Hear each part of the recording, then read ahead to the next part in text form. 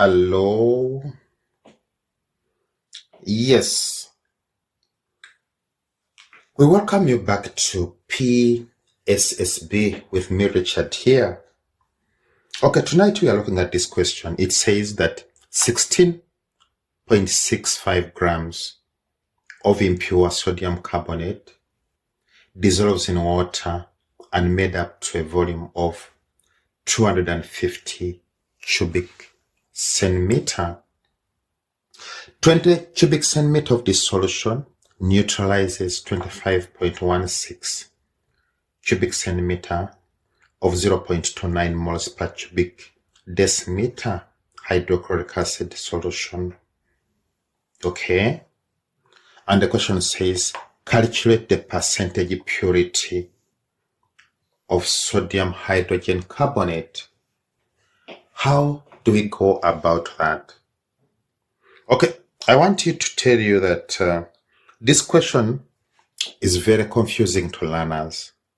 Because when you look at sodium carbonate, we know the mass and we know the volume. Learners tend to think that being with the two can give you the concentration. So when you come to this one, we know the concentration and we also know the volume. So the question is, which one of the two is standard?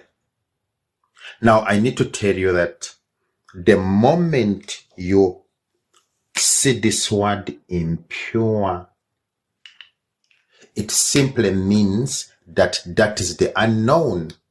Impure means that the compound you are dealing with has impurities. So impurities and pure are mixed up together and you don't know how much is which. So, in other words, the moment it is impure, you don't know the actual mass of sodium carbonate in that compound. That simply means one thing. It is the unknown. So if it's the unknown, what does it mean? It simply means that our standard now is what? Is HCl. Okay? And you have to remember that we move from standard. So what is our step? The first step is to start from the standard. So what do we do? You proceed from the known to unknown as we usually do. So what are we going to say? We are going to say calculate the number of moles of the standard, which is hydrochloric acid, which reacted. So that is it. We are calculating the number of moles of our hydrochloric acid which reacted. Okay, what do? You list everything you know about our hydrochloric acid. We know concentration. And what is it? 0.29 moles per cubic decimeter. What else do we know? We know the volume of hydrochloric acid which reacted, and it's 25.16 cubic centimeter. Okay, so converting it to cubic decimeter, we divide by 1,000, giving us 0.02516 cubic decimeter. Okay, what is missing here? The number of moles we are going to calculate. Now, armed with this information, what do? You quote the formula. The formula is concentration is equal to number of moles over volume. Okay, so our concentration is known is 0.29, and our number of moles are wanted, but we know the volume, which is 0.02516. Okay, through cross multiplying, we can get n, which is going to be 0.29 times 0.02516. giving us that. So that is that. Yeah. So what we have here are the number of moles of hydrochloric acid which reacted. Okay, next step is to calculate the number of moles of our unknown sodium hydrogen carbonate which reacted. So let's start with that one. So now this is what we are going to calculate. Yes. So how do we calculate the number of moles of our unknown?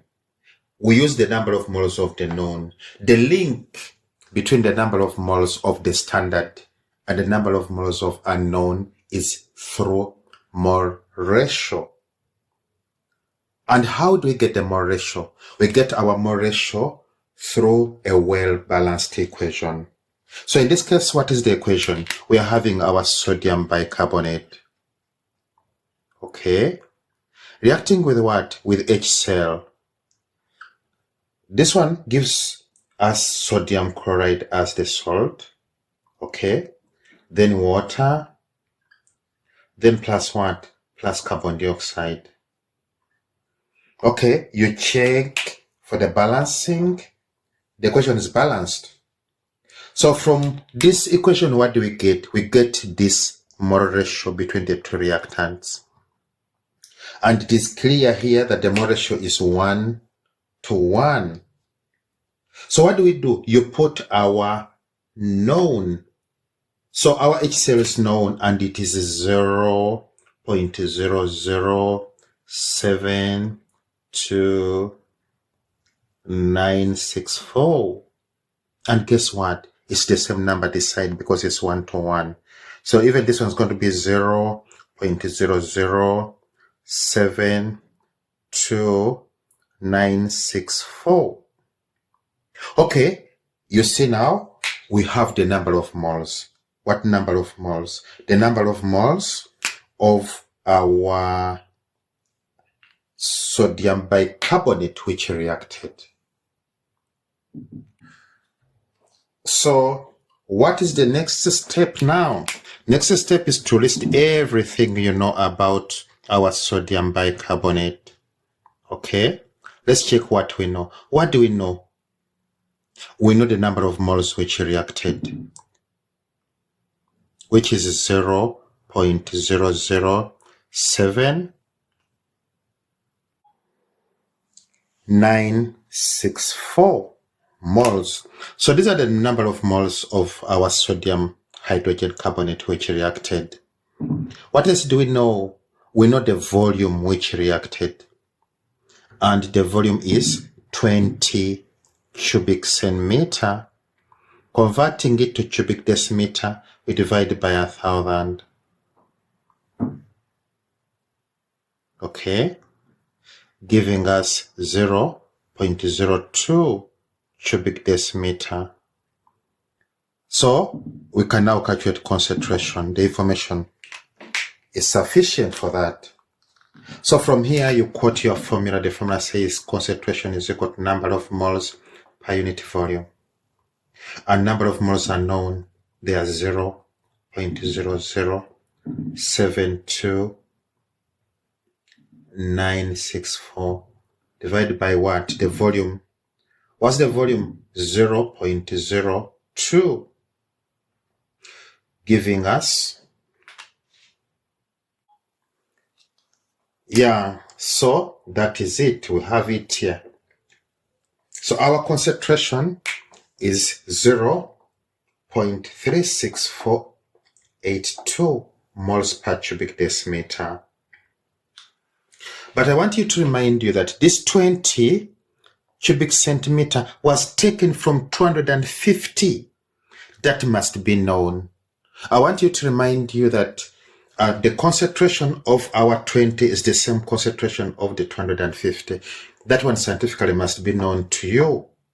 It's like when you have a Coke and you open up the bottle and you pour each one a glass. Each one of that person is going to be having the same concentration of that very bottle of the Coke.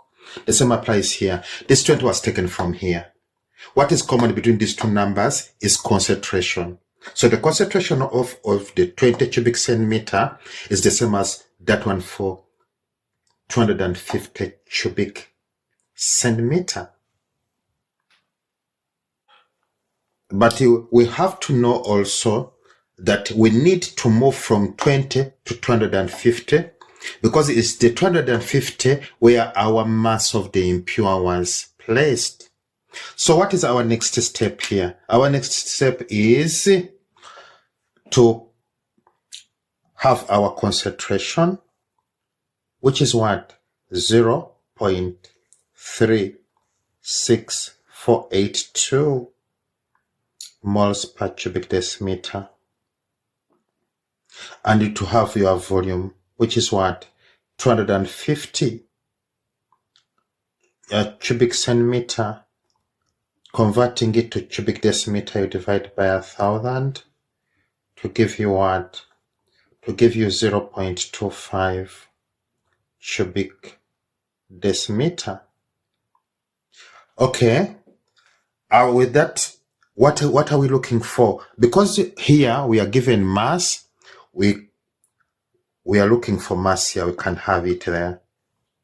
And to know what other information you need, then we can go and quote the equation of concentration and mass. The equation says that concentration is equal to mass over molar mass times volume. Okay. So what do we do here? We substitute into this. But before we substitute, you need to know that we are missing molar mass.